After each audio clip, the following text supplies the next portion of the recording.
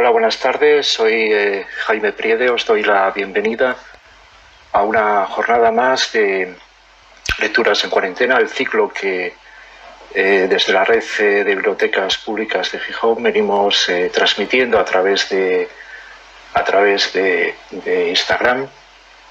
Iniciamos este ciclo el día 23 de abril con la presencia del ilustrador, dibujante Alfonso Zapico, y el martes pasado tuvimos con nosotros también a Elvira Lindo, una conversación con Miguel Barrero con el tema de la última novela de Elvira, A Corazón Abierto. Y hoy también a Corazón Abierto vamos a tener la presencia de Ricardo Menéndez Salmón. Ricardo, como sabéis, es un escritor, uno de los escritores, una de las voces más interesantes de la literatura española actual. Sus libros, desde el año 2007, que publica La Ofensa, han sido reconocidos, traducidos, y ese libro supone el salto de Ricardo a un panorama más amplio de reconocimiento. Ricardo publica desde entonces en 6 Barral todas sus novelas de ficción, siempre indagando en acontecimientos históricos contemporáneos, como puede ser el nazismo, como puede ser el terrorismo.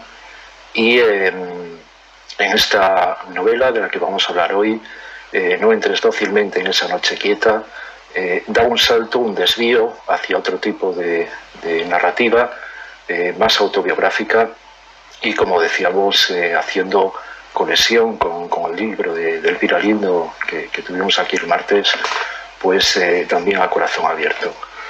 Vamos a dar paso a Ricardo. El libro se publicaba el pasado 16 de enero y entonces pues han sido justo 2 meses en los que se Ricardo una promoción muy digamos muy intensa de ese libro, pero todo se quedó interrumpido, como sabéis perfectamente, el 16 de mayo, ¿no? Buenas tardes, Ricardo. ¿Me oyes bien, Ricardo? Te oigo. Buenas tardes, te oigo. Sí, vale, sí, más o menos. Vale. Ricardo, estaba comentando ahora al presentarte que el libro se publicó el 16 de marzo, el 16 de enero, creo recordar, sí. Y fueron 2 meses de promoción muy intensa, pero todo queda interrumpido. Hay un parón en seco el 16 de marzo, ¿no? Casi las fechas son de manera exacta. Quería empezar la contigo un poco por ahí. Cómo, después de vivir tan intensamente esos 2 meses, el libro tuvo una acogida estupenda de crítica, de lectores también.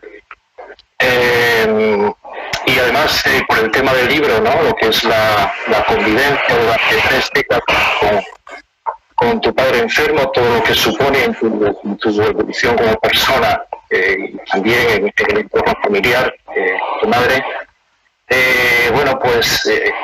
¿Qué supone este parón en seco, ¿no? De esa intensidad, tanto a nivel personal, como en esa relación con tu padre, que supongo que durante esos 2 meses te vinieron, aparte de lo que has escrito, pues muchos recuerdos y muchas emociones, ¿no?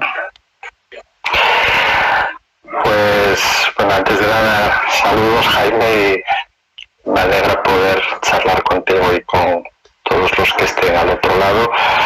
Pues ha sido sumar un poco extrañeza a la extrañeza, ¿no? Si estamos ya viviendo una situación realmente, muy difícil de definir, de pronto ver un libro abortado por cuestiones completamente ajenas a las habituales a la peripecia que los libros viven, ¿no? Que los libros pueden ser olvidados, pueden ser aplaudidos, pueden ser ignorados, pero en este caso ha sido expulsado, digamos, de nuestra vida, como tantas otras cosas, ¿no? Entonces te produce una especie de parálisis, por un lado, sientes que es mala suerte porque has invertido mucha energía en escribirlo y en darlo a la luz, nunca mejor dicho, ¿no? Y en un momento en el que efectivamente el libro estaba cogiendo un cierto vuelo a nivel nacional, pues todo desaparece, ¿no? Realmente sospecho que el libro de alguna manera mantendrá, como otros libros están manteniendo, cierta vida, pero bueno, en unas condiciones muy precarias, imagino. Uh-huh. Y a nivel de esa, o sea, libro ya lo estaba comentando en la presentación, pues tú cuentas esa experiencia durante 3 décadas conviviendo estrechamente, pues lógico, con la enfermedad de tu padre, ¿no? Ahora de pronto tu padre está más lejos de alguna forma, ¿no? Después de ese parón y después de esos 2 meses tan intensos. Sí, ha vuelto a ser abducido de alguna manera ha tenido una especie de segundo fallecimiento, ¿no?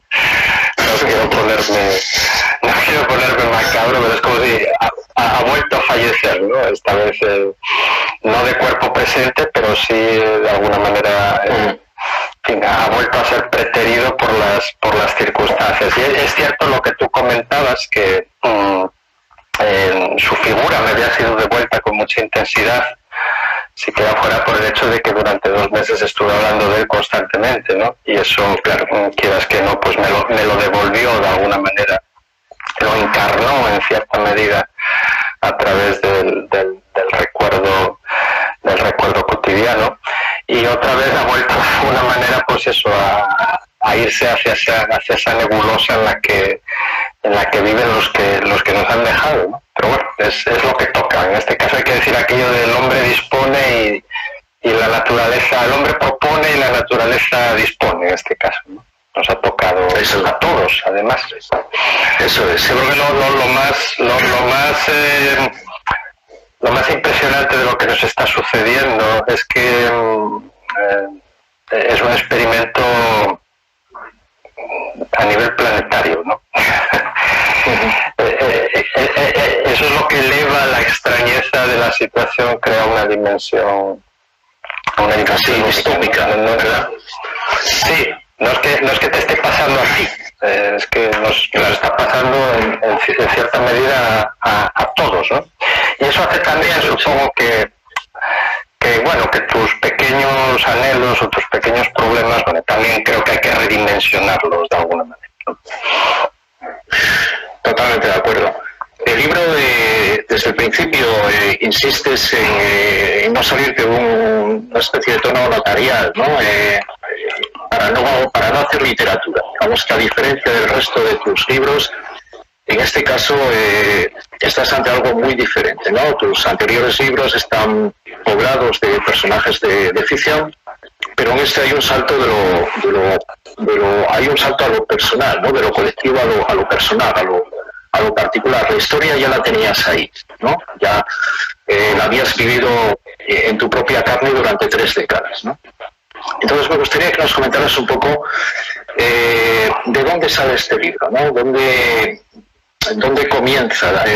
Tu padre fallece en el año 19 y tardas 2 años en plantearte la escritura de este libro, ¿no? Después de haber vivido esas 3 décadas, digamos que todavía pasan otros 2 años antes de que te plantees la escritura de ese libro. Sí, pero realmente yo siento que este libro me ha acompañado siempre, ¿no? Hay muchas paradojas, o he descubierto muchas paradojas en el proceso de escritura de este libro. Quizás la más evidente es que, siendo el último libro que he escrito, en realidad es el primero que me ha acompañado, ¿no? En buena medida, de hecho, una de las hipótesis que se plantea en este texto es que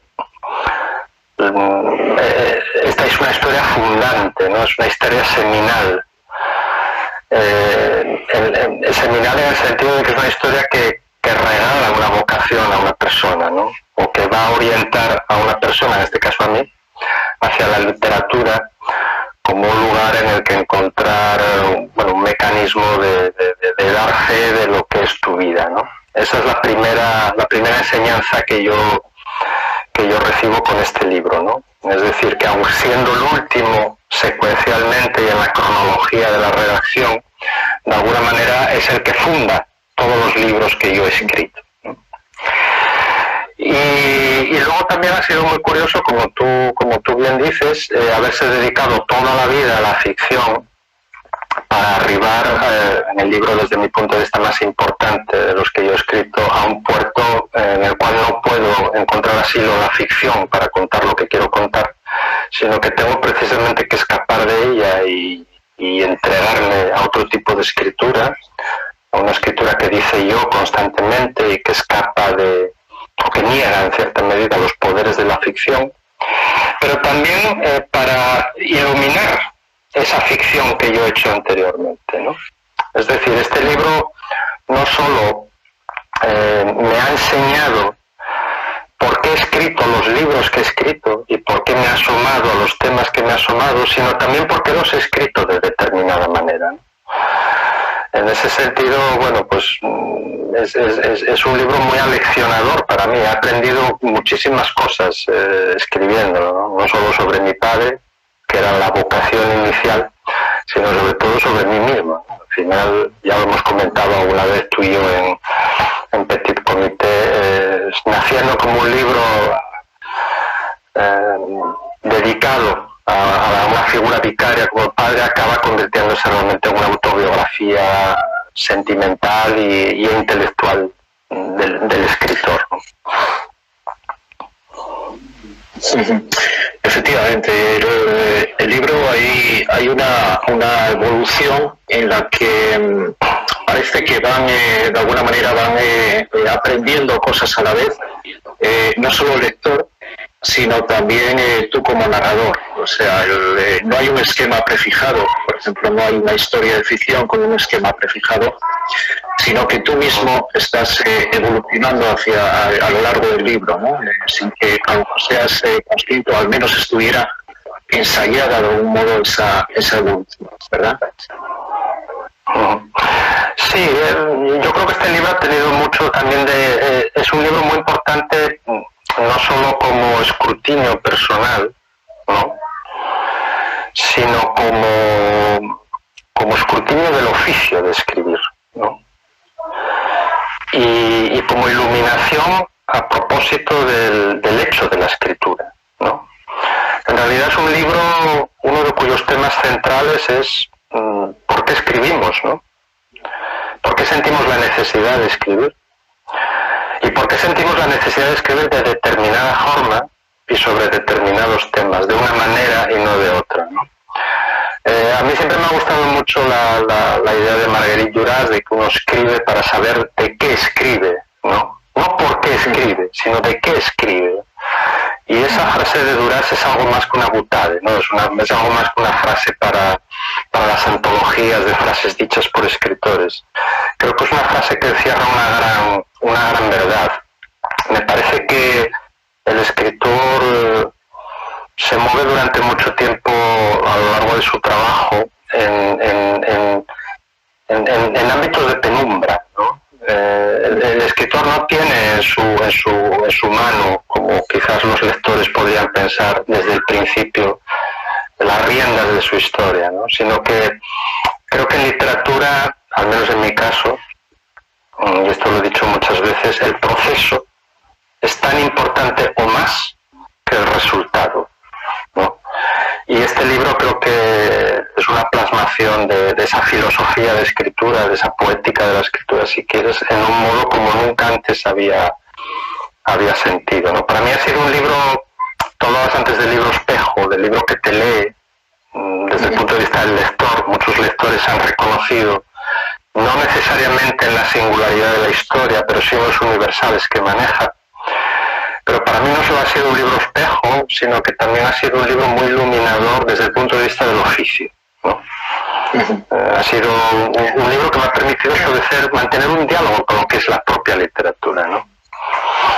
Sí, estaba viendo algunos de los comentarios que van entrando que hacían referencia a la fotografía de la portada. Bueno, yo tengo aquí el libro, lo vais a ver como en un espejo, lo vais a ver de manera inversa, pero bueno, la fotografía aparece un caballo y hay una cita que condiciona toda la lectura del libro, se decía por ahí en un comentario ahora, que es cómo el arte puede de alguna manera implicar a la realidad o transformar a la realidad, ¿no? ¿Por qué o cómo de alguna manera conectaste esa anécdota con lo que querías escribir? Ese fue un elemento realmente fascinante, ¿no? Una de esas sorpresas que en este caso la vida te regala, la vida a través de la lectura, ¿no? Yo, como tú antes hablabas, comentabas, mi padre fallece en 2015 y yo de alguna manera siento que, bueno, ha llegado el momento de empezar a escribir, ¿no? De contar esa historia que he querido, que me ha acompañado durante mucho tiempo. Y sin embargo lo que descubro es que, fallecido mi padre, de alguna manera la escritura no llega, no arranca. Le falta ese mecanismo de espoleta que pone en marcha a veces las escrituras de modos puramente azarosos, ¿no? Y llego a ese mecanismo de un modo, bueno, pues muy curioso, leyendo un libro de un sinólogo, que es Simon Leys, un escritor de origen belga, pero que vivió prácticamente toda su vida en Oceanía y que dedicó prácticamente toda su carrera a escribir sobre su pasión, que es China, ¿no? Y en un libro muy hermoso de Simon Leys, que se llama Breviario de Saberes Inútiles, él cuenta una historia brevísima, un microrelato prácticamente, de la historia de un pintor que se llama Han Gang, cuya destreza a la hora de pintar era tal, cuyo realismo era tal, que un día, pintando un caballo de los estados imperiales, al día siguiente, cuando acudieron a esos estados, descubrieron que el animal cojeaba, ¿no? Y cuando acudieron a la pintura de Han Gang, descubrieron que había olvidado pintar uno de los cascos del caballo, ¿no? Entonces, en ese momento, esa lectura de esta historia, que obviamente no tiene nada que ver con la peripecia vital de mi padre ni con la mía, me regala esa convicción de que los libros realmente importantes, como el arte de Han Gang, deben tener la capacidad de conjurar la realidad, ¿no? Y esta mera historia, esta mera anécdota es la que precipita y pone en marcha la escritura del libro. Y además puedo decir que lo hace de un modo muy fluido, ¿no? Realmente es curioso, es como fue como un desatascador, ¿no? A veces hay un colapso ahí de la historia y esta historia completamente ajena a lo que yo luego voy a contar obra este misterio de desatascar la acción, ¿no? Es curioso ahora que hablas de conjurar la realidad, como a veces la realidad puede generar los mismos efectos que la ficción, ¿no? Por ejemplo, un recorte de una noticia de un periódico, si lo cambiamos de contexto, genera una lectura totalmente diferente, totalmente distinta, ¿no? Y ese desplazamiento provoca otra impresión, ¿verdad? Cuando alguien recuerda, cuando alguien escribe sobre su pasado, la memoria al fondo está generando también un relato, hay también una especie de desplazamiento, ¿no? En ese sentido, bueno, tu padre evidentemente fue un hombre real, pero su historia de alguna manera, y también lo hemos comentado alguna vez, tiene algo de destino trágico, ¿no? Quizá no de manera consciente cuando estaba viviendo, pero cara a nosotros los lectores sí que tiene esa dimensión, ¿no? Es decir, a pesar de ese interés de no hacer literatura o esa necesidad de no hacer literatura, para los lectores, no para ti evidentemente, pero sí para nosotros los lectores, tu padre se puede acabar convirtiendo en un personaje de ficción. Sí. Sí, esa es una lectura muy sagaz, ¿no? Y es así. Y es así porque efectivamente por mucho que los mecanismos de escritura pretendan ser puros y absolutamente asépticos y diáfanos, y en este caso alimentarse solo de una memoria personal, efectivamente esa memoria, al trabajar sobre lugares comunes, al trabajar sobre, como tú has dicho, destinos que se pueden ver en clave trágica en este caso, o al menos en una clave dramática, acaban por generar arquetipos, ¿no? Acaban por generar figuras en las cuales nos reconocemos, ¿no? Quizás porque al fin y al cabo la vida de todos nosotros en definitiva solo es comprensible como relato, ¿no? Es decir, cualquier persona que se acerque a nosotros y nos pide que le contemos quiénes somos, realmente el único mecanismo a nuestra disposición para hacerlo es contarle una historia, ¿no? Y por mucho que esa historia realmente beba y se nutra de elementos absolutamente fidedignos y reales, el mero hecho de aplicarle también estrategias narrativas va a acabar por dotarle de una sensación de un relato aprendido, de un relato adquirido, ¿no? Y va a acabar convirtiendo a nuestras personas más cercanas en personajes, ¿no? No creo que haya nada malo en eso, al contrario. Yo recuerdo la primera vez que hablamos de ello y que tú me compartiste conmigo esta lectura y me sentía incluso reconfortado, ¿no? En la idea de que porque de alguna manera es también devolverle una especie de trascendencia a la vida de un hombre que pasó y tuvo su final, ¿no? Es fijarlo de alguna manera en un mármol más o menos estable en el cual los demás podemos acudir. Y además es una experiencia que como lectores creo que todos tenemos, ¿no? Cuando acudimos a libros que el autor testimonia desde el principio que lo que nos va a contar es fidedigno, es verídico, está basado en hechos reales, por decirlo de alguna manera, al final si hay una verdad en eso que nos han contado, creo que lo que queda en nuestro recuerdo y en nuestro ánimo es la caracterización de un personaje, ¿no? De una persona que se ha convertido en personaje. Y es más fácil rescatar a un personaje y llevarlo con nosotros a lo largo del tiempo que cargar muchas veces con el fardo de lo que ha sido una persona, ¿no? Eso es. Hay una cita de Paul Valéry que a mí me parece que es clave en el libro, ¿no? Dice, hacerse a uno mismo la visita del casero. Es un poco lo hablábamos antes también al principio, ¿no? Esa integración personal que haces tú, en este caso como hijo, como narrador,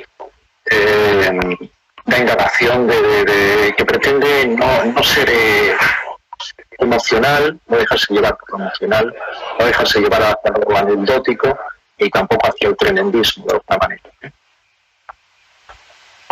Sí, este fue quizás el momento, no más difícil, pero sí la lección más decisiva, creo, desde el punto de vista de la escritura, ¿no?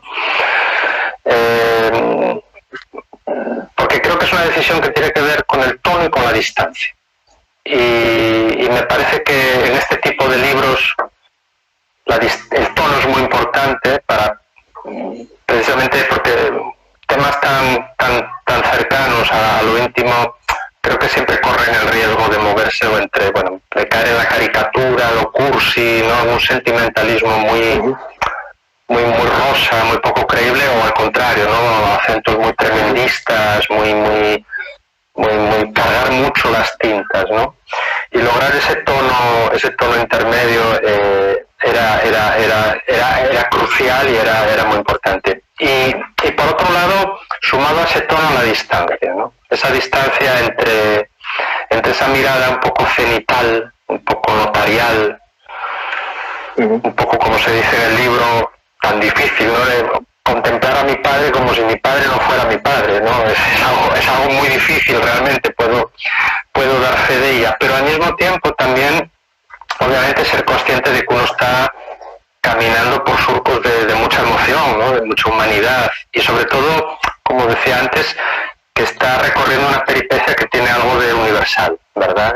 Yo creo que si este libro ha logrado, de hecho, un enganche con un público bastante amplio, pasa por esa capacidad que tiene de interpelar a un lector, bueno, no a un lector tipo, pero sí a un lector que seguramente ha tenido unas experiencias comunes, ¿no? Por edad, por recorrido vital, un lector, bueno, quizás en una franja de edad entre los 40 y los 50 o los 60 años, ¿no? Quizás un lector muy joven, muchas de las cosas que en este libro se ponen sobre la mesa todavía no las ha vivido, o la peripecia de sus padres no ha concluido, ¿no? Entonces, ese doble juego entre el tono por un lado y la distancia que yo quería lograr por otro, creo que ha sido el momento decisivo, porque ese sí que es una decisión que hay que tomar antes de empezar a escribir, ¿no? Y hay que intentar sostenerla a lo largo de toda la escritura y vigilar mucho esas caídas de tensión y vigilar mucho esas tentaciones de la lágrima, de una emoción desbordada, o al contrario, ¿no? De por momentos ser, no sé, sarcástico, ¿no? Y creo que, bueno, en la medida de lo posible, creo que lo he logrado, ¿no? Sí, o caer en la autocompasión, que también es un peligro en ese tipo de temas. Sí, por eso es muy interesante. Tú hablas de Monsiertes, el libro de Valéry que tú has citado. A mí me parece uno de los textos fundamentales de la literatura moderna, ¿no? Es un texto que está en ese tiempo eje, esos primeros 20 años de siglo en que sucede prácticamente todo, 20-25 años del siglo XX, ¿no? Y es un texto realmente extraordinario en lo que tiene de... También creo que es una carta al artista, ¿no? A cómo el artista debe manejar su territorio, de cómo debe enfrentarse a su hecho, ¿no? Al manejo de las categorías con las que tiene que trabajar. Y creo que en este caso esa honestidad que Valéry reclama, esa incluso cierta crueldad hacia uno mismo, ¿no? Que reclama con esa figura de que hay que hacerse a uno mismo la visita del casero, que es el señor que te viene a cobrar, ¿no? No viene a darte una palmada del hombro, sino que viene a cobrarte la mensualidad.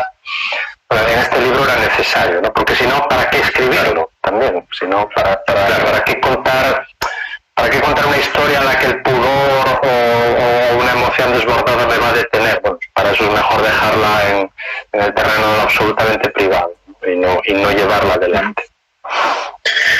Esa experiencia, que en el fondo es valiente, es honesta, es profunda.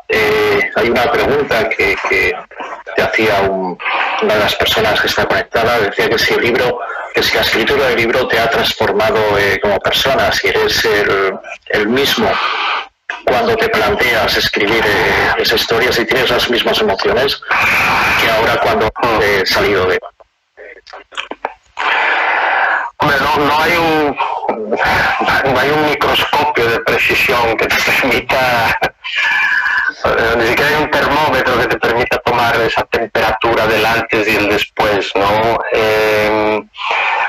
Lo que sí es cierto es que creo que en este libro también se conjugaron dos madureces, ¿no? Dos momentos de madurez que han permitido la escritura de este libro. Por un lado, una madurez de escritor. Después de más de 20 años publicando, bueno, pues yo llegaba a este libro, creo que bien armado como escritor. Seguramente este libro hace 10 años me hubiera faltado incluso disciplina, ¿no? Me hubiera faltado rigor, me hubiera faltado capacidad a lo mejor para mantener durante tanto tiempo una asignatura tan compleja. Pero también coincide una madurez personal, ¿no? La madurez de una persona que ya va caminando hacia un primer gran círculo de experiencia, ¿no? Que es el del medio siglo de vida, una persona que no solo ha vivido el fallecimiento de su padre, sino que además es padre a su vez. Ha tenido, bueno, una serie de experiencias adultas ya, pues bueno, que le han dejado un surco también, una huella. Es decir, creo que el diálogo entre estos dos elementos también ha sido importante a la hora de afrontar el libro, ¿no? Esa madurez como escritor y esa madurez como persona. Y luego, no sé, me cuesta sinceramente pensar que un libro pueda ser tan radical, la inmersión en un libro, como para que te cambie como persona, ¿no? Lo que pasa es que al mismo tiempo concedo que cada libro que escribimos, bueno, pues a su modo nos modifica, ¿no? Modifica nuestra visión de nuestro oficio, modifica nuestra visión de nosotros mismos. Quizás diría que el libro, lo que me ha regalado a la hora de enfrentarme a un tema tan delicado como es la relación entre padres e hijos, sobre todo cuando pretende establecerse desde unas bases de fidelidad a lo sucedido, creo que me ha regalado cierta,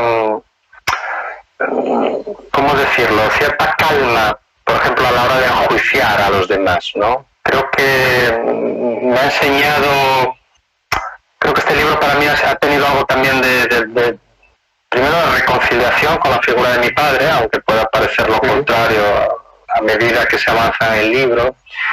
Y sobre todo creo que es un libro que me ha enseñado a prevenir cualquier juicio apresurado sobre las personas, ¿no? Yo creo que es un libro que invita a contemplar a las personas como seres muy complejos, con muchas facetas, como un diamante con muchas facetas, ¿no? Algunas iluminadoras, otras realmente pavorosas y muy dolorosas. Pero sobre todo creo que me ha prevenido en la idea de algún día volver a emitir juicios apresurados sobre cualquier persona con la que tenga un mínimo de confianza o con la que haya tenido un mínimo de roce, ¿no? En ese sentido creo que ha sido una escuela incluso de humildad escribir este libro, ¿no?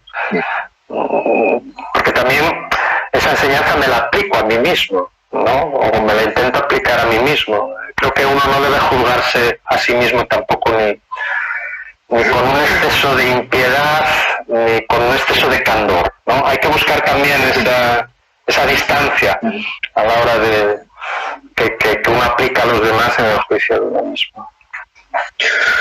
No es poca ganancia, Ricardo. Hay un momento también en que dices que escribes este libro porque las conversaciones importantes no se tienen a tiempo, ¿no? Eso es también universal. De hecho, posiblemente haya una novela familiar en todas las personas que están ahora conectadas, y cada persona que lea este libro pues lleva dentro su propia novela familiar, ¿no? Dices también en un momento dado que toda familia se organiza en torno a una serie de relatos, al igual que las tribus y las naciones. En tus libros anteriores siempre habías indagado en acontecimientos que tenían un alcance colectivo, ¿no? Indicaban la presentación, el nazismo, el terrorismo, etcétera. Y en este caso, pues hay esa vuelta a la intimidad, ¿no? Pero ¿te parece que la familia, que los vínculos afectivos, los nudos también, que se producen en lo que es el seno de una familia, el ámbito de una familia, tienen cierta proporción con las relaciones de poder a nivel político y social que indagaste en los otros libros? Es decir, somos las familias o los microcosmos donde también se producen ese tipo de relaciones, ese tipo de grupos. Sí, por supuesto, ¿no? Hay familias republicanas, hay familias monárquicas, hay familias que son satrapías, hay familias que reproducen modelos anarquistas de funcionamiento, ¿no? Sí, de alguna manera supongo que no inventamos nada diciendo esto, ¿no? Que la familia sea un fractal en cierta medida de las relaciones de poder que históricamente la humanidad, desde las fratrías, de las tribus, hordas o lo que fuéramos, a las sociedades confinadas de 2020, ¿no? Imagino que las familias son un laboratorio de alguna manera extraordinario de las pasiones y de las ideas que rigen el mundo, ¿no? Incluso, fíjate, diría más, yo ligo mucho en mi ánimo, en mi formación como lector, identifico mucho la importancia de la familia con el término novela, ¿no? Me atrevo a decir que la novela como género burgués, por antonomasia, también necesita mucho de la consolidación de la familia como esa figura política donde todo sucede, ¿no? Y que funciona hacia adentro, pero también hacia afuera, ¿no? De hecho, creo que podríamos establecer una relación muy jugosa entre familia, novela como recipiente narrativo y política como bueno, la vida de las familias llevadas a otro terreno más amplio, ¿no? Yo creo que esto se ve muy bien, por ejemplo, en la gran novelística del 19, ¿no? Sí. En la cual prácticamente todos los modelos sobre los que los escritores trabajan son modelos familiares, ¿no?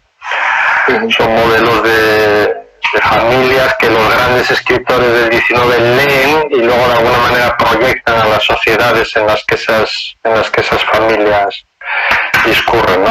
Obviamente es un tema extraordinariamente fecundo. Pero me interesa mucho de lo que has dicho también, de lo que señalabas, subrayar esta idea de que sinceramente creo que toda familia y cada familia a su modo se organiza en función de una serie de relatos, ¿no? Otra de la importancia del relato como elemento constitutivo de un modo de estar en el mundo, ¿no? Y de decir quién se es, ¿no? Al fin y al cabo, quizás es volver a recordar la frase con la que Tolstoy iniciaba Ana Karenina, ¿no? La idea de que todas las familias felices se parecen y cada familia desgraciada los a su modo, y ese a su modo es el relato que constitutivo de cada familia, ¿no? Desde el hijo perdido, el padre ausente, miles, ¿no? de modelos distintos que podríamos aplicar, pero hay que ver qué pregnante sigue siendo ese modelo como elemento narrativo, ¿no?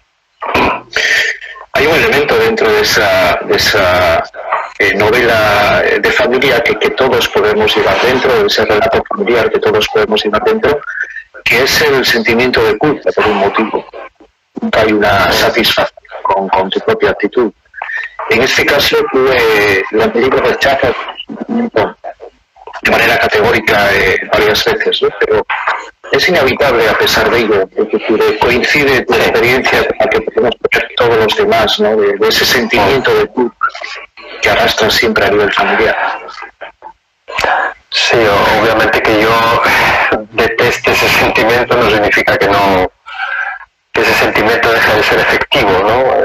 No porque uno odie una cosa, esa cosa desaparece, ¿no? Claro. Y bueno, no podemos obviar que mal que bien nosotros pertenecemos a una cultura donde la culpa es uno de los pilares constitutivos de nuestra formación, ¿no? Está en nuestro ADN desde que nacemos, en nuestro ADN ético. Somos una cultura de la culpa. La cultura judío-cristiana no ha logrado, aunque uno no forme parte orgánica de ella o no forme parte cultural, digamos, ¿no? Sí forma parte como clima, como nutriente, ¿no? Y luego, hombre, yo soy consciente de que la culpa es un magnífico combustible también para escribir, ¿no? Aunque sea para negarla y aunque sea para intentar escapar de ella, la culpa, como toda gran pasión, como la cólera, como el odio, o como las pasiones positivas, ¿no? El entusiasmo, la admiración, la bondad, son nutrientes, son combustibles de enorme octanaje a la hora de aplicarlos a la escritura. Yo lo que sí he querido de alguna manera es distanciarme de la idea de la culpa heredada, ¿no? Que me parece lo peor de la culpa es como muchas veces aceptamos que, bueno, es una especie de mecanismo casi lamarquista, ¿no? La culpa se hereda como un carácter adquirido, ¿no? Si tu padre o tu madre han cometido ciertos errores, pues parece que tú tienes que cargar con ellos el resto de tu vida. Y si tú, como padre, cometes ciertas... parece que tus hijos... Yo creo que esa es la cadena que hay que romper, ¿no? Y esa cadena creo que se puede corromper a través del cuestionamiento de la culpa, ¿no? Y es lo que de alguna manera en este texto yo he intentado, ¿no? Es decir, las culpas podemos estudiarlas, podemos aceptarlas, pero no debemos asumirlas porque sí, ¿no? O porque somos los hijos de, o porque somos los padres, o nuestros hijos no deben asumir nuestras culpas, ¿no? Deben poder enfrentarse a ellas y convertirlas en otra cosa, ¿no? Convertirlas en este caso en materia de reflexión literaria o en materia de experiencia vital, ¿no? Pero contra lo que me revelo de alguna manera en este libro es contra la idea de la culpa adquirida, ¿no? También porque mi propio padre, en su propia experiencia como hijo, entiendo que algunos de los fracasos que asumió en forma de renuncia, cosas a las que renunció a ellas por culpa de una enseñanza que le venía a su vez de sus padres, ¿no? Y quizás si él hubiera roto esa cadena de la culpabilidad, su vida hubiera sido distinta. Y yo no hubiera escrito este libro. Hay otro elemento que tiene un peso importante en la novela, que es la película Interestelar de Christopher Nolan, ¿no? Una película en la que un grupo de científicos y exploradores buscan otro planeta habitable cuando la Tierra ya no lo es, ¿no? Hay una escena en la cual un personaje moribundo dice que lo que más le espanta de la muerte es dejar solos a los hijos, ¿no? El abandono de los hijos como una especie de protección, que es como la última imagen que tiene. ¿Qué es eso y de dónde surge esa conexión de la película con el libro? Hay muchos hilos, ¿no?, que me llevan a Interestelar. El primero es casi una obviedad, es que me parece una obra irrenunciable para entender lo que está sucediendo en el mundo, ¿no?, y hacia dónde caminamos. Me parece que Interestelar recoge el testigo de las grandes creaciones que el cine filosófico, podríamos llamarlo así, ¿no?, nos ha entregado en películas como Solaris de Lem o por supuesto 2001 de Kubrick, ¿no? Creo que es una película que plantea a través del artefacto de la ciencia ficción, muchos de los problemas a los que la humanidad está condenada a enfrentarse aquí y ahora, ¿no? Pero luego lo que más me interesa de esta película es como este tema aparentemente abstruso y aparentemente muy complejo de sustanciar, Nolan logra recluirlo en el ámbito de lo íntimo, ¿no? Y construye una historia desde mi punto de vista extraordinaria y con una capacidad de conmover como pocas veces he visto a través del personaje de Cooper, ¿no?, que tú mencionabas. Este padre viudo que, bueno, para luchar precisamente por un futuro para sus hijos, se embarca en una aventura que de alguna manera, bueno, pues lo obliga a romper cualquier tipo de amarra, ¿no? Y luego además en esta película pues se dio la circunstancia de que Nolan escogió para vertebrar buena parte de estos elementos, ¿no?, de estos motivos sobre la vida, la muerte, la emoción, la intelección, el futuro, el pasado, las relaciones paterno-filiales. Hay un momento de la película un momento bellísimo en el que introduce el poema de Dylan Thomas que da título a mi libro, ¿no? Do Not Go Gentle Into That Good Night, que además resuena en la voz de Michael Caine, con este verso inicial, no entres dócilmente en esa noche quieta, que bueno, para mí es un poema, es un himno, ¿no? Es un himno a la rebeldía, que creo que todos los seres humanos debemos mantener hasta el último instante frente a la muerte, ¿no? Una rebeldía que no significa al mismo tiempo ser conscientes de que bueno, la muerte es nuestro destino y hacia allá tenemos que caminar del modo más lúcido y más digno posible, ¿no? Pero debemos entrar en ella indócilmente, ¿no? Y indócilmente no significa rebelarse solo desde el cuerpo. Puede significar entrar con calma, pero entrar con calma también desde la inteligencia, ¿no? Teniendo las cuentas saldadas, pudiendo dar fe de haber tenido una vida plena, una vida lograda, una vida cumplida, ¿no? Todos estos elementos juntos, que aparentemente son muy no tienen nada que ver con la historia que yo cuento. Hay un azar, y es que la última película que yo veo antes de que mi padre fallezca es Interestelar, ¿no? Yo regreso de un viaje del otro extremo del mundo, yo estoy en China, nada menos, cuando bueno, mi padre entra ya en los últimos semanas, meses de su agonía, y da la casualidad que la última película que yo veo en aquel viaje enorme viniendo desde Shanghai a París y luego desde París a España es Interestelar, ¿no? Y durante el proceso de escritura de la novela, todo esto vuelve, del libro, todo esto vuelve a reaparecer, ¿no? Y vuelvo a tirar de todos esos hilos aparentemente inconexos que acaban conjugándose en este texto, ¿no? Que por otro lado es una estrategia que a mí me seduce mucho como escritor, ¿no? Como elementos aparentemente heterogéneos, cantidades no homogéneas, pueden acabar cobrando sentido en un proyecto literario, ¿no? Y creo que esta, de hecho, creo que es la gran lección que la poesía nos ha regalado siempre. Yo no soy poeta, o quise ser, pero era un poeta muy mediocre y creo que inteligentemente me hice a un lado, pero la poesía siempre me ha acompañado, ¿no? Y creo que una de las enseñanzas que la poesía nos regala es su capacidad para hacer una simploqué, ¿no? Una unión entre elementos que aparentemente no tienen nada que ver entre sí, ¿no? Y bueno, esa lección sí que me gusta llevarla al terreno donde sí me siento fuerte, que es la narrativa, ¿no? El trabajo con la prosa. Y en este libro aparece, ¿no?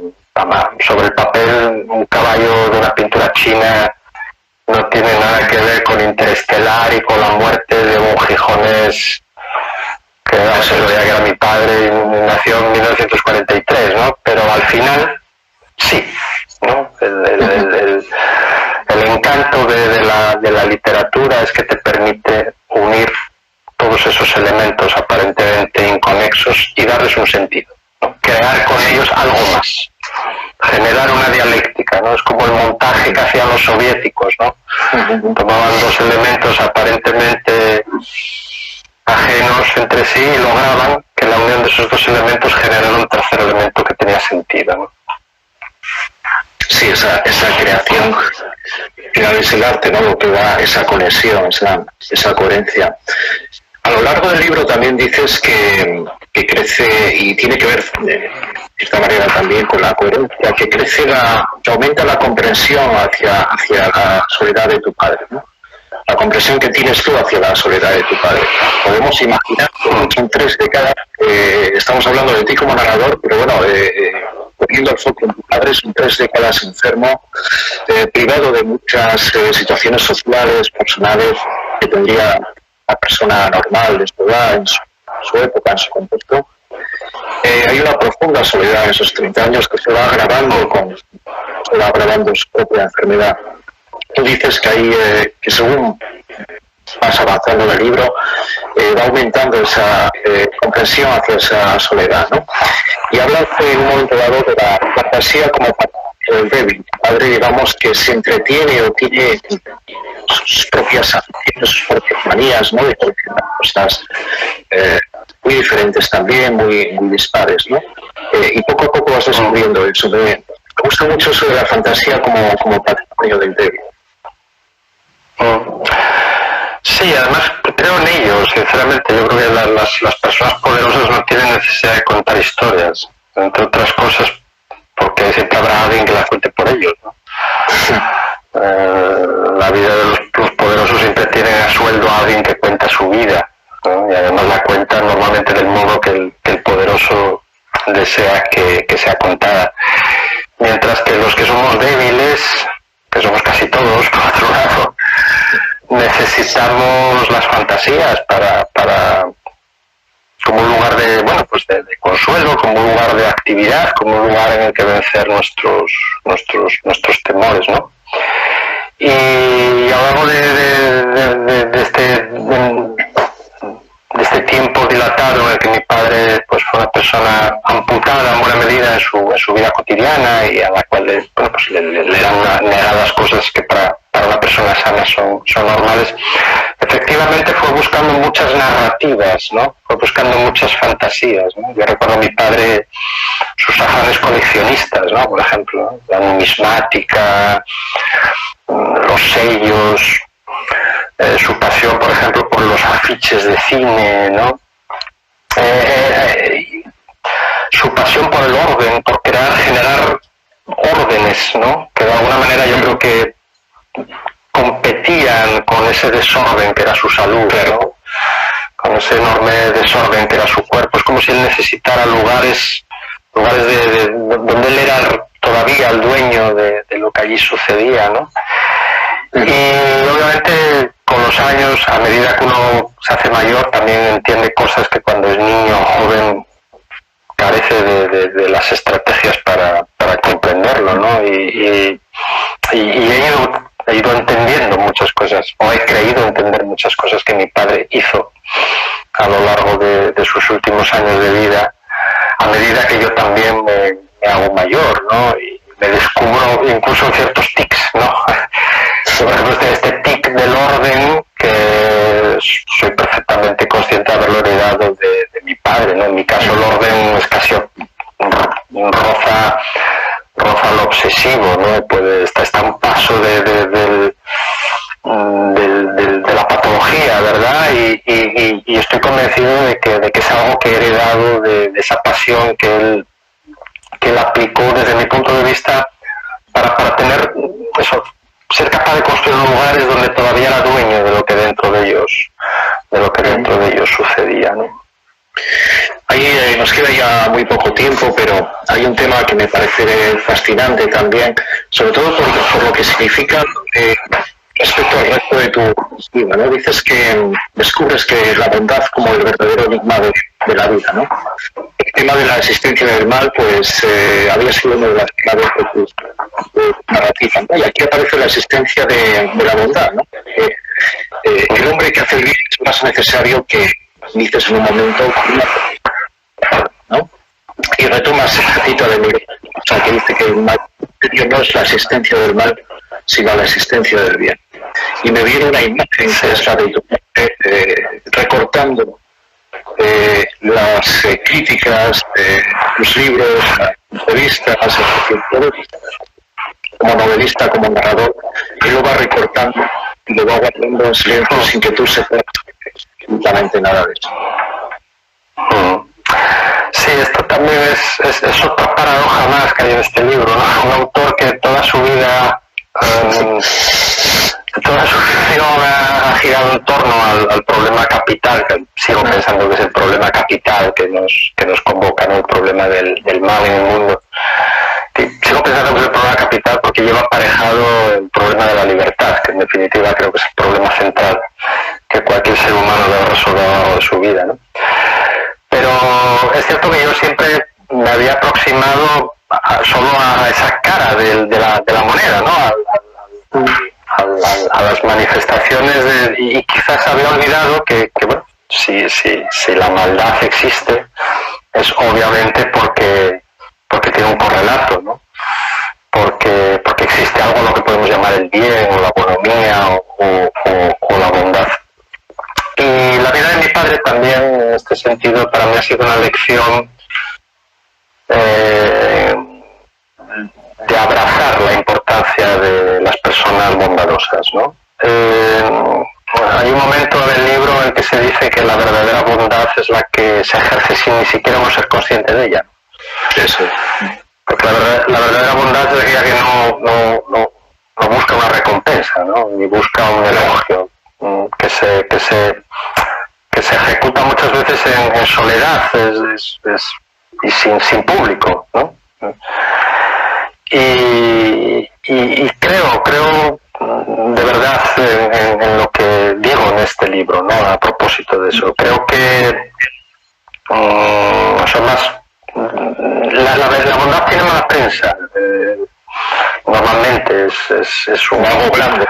Es una característica un poco denostada, ¿no? Es una característica que parece poco viril, parece poco... Pero la verdad es que el mundo que nos toca vivir y el mundo al que parece que hacia el que caminamos nos van a hacer falta buenas dosis de bonomía, ¿no? De altruismo, de generosidad, de empatía, de esa capacidad de sacrificar muchas veces los intereses propios por ayudar a los demás, ¿no? Por simplemente entre dos opciones escoger aquella que no haga daño a nadie, ¿verdad? Que no damnifique a nadie. Y de la vida de mi padre pues también ha sido muy hermoso para mí y muy reconciliador poder contar eso también, ¿no? Porque yo creo que antes fácilmente en esa noche quizás es un libro a veces muy duro, muy doloroso, ¿no? Pero creo que al final es un libro que deja, a mí al menos me ha dejado un sentimiento de paz, ¿no? Y un sentimiento hasta cierto punto de un cómputo. Lo que he sentido fundamentalmente es que en ese cómputo que se establece casi siempre entre todo padre y entre todo hijo, entre todo madre y entre todo hijo, en el cómputo paterno-filial, en ese libro de contabilidad enorme que padres e hijos escribimos, pues bueno, el debe y el haber han tenido que igualarse, ¿no? Muy bien, Ricardo, ha sido un placer hablar contigo. El tiempo se hace corto, apetecían más cosas, pero bueno, ya sabes cómo son los directos, los de Instagram también. Te agradecemos muchísimo que hayas aceptado el estar aquí con nosotros. Mucha suerte en la vuelta con este libro. Seguro que una segunda promoción, una asociación otra vez. Y nos vemos pronto personalmente. Muchas gracias. Muy bien, amigo. Muchísimas gracias y un abrazo para ti y para todos los que nos escuchan. Gracias. Gracias. Con ello cerramos lo que es esta conversación con Ricardo y os emplazamos a la semana que viene. El próximo jueves estaremos aquí con la escritora Marta Sam. Muchas gracias por estar ahí y que tengáis feliz puente todos y todas. Gracias. Buenas noches.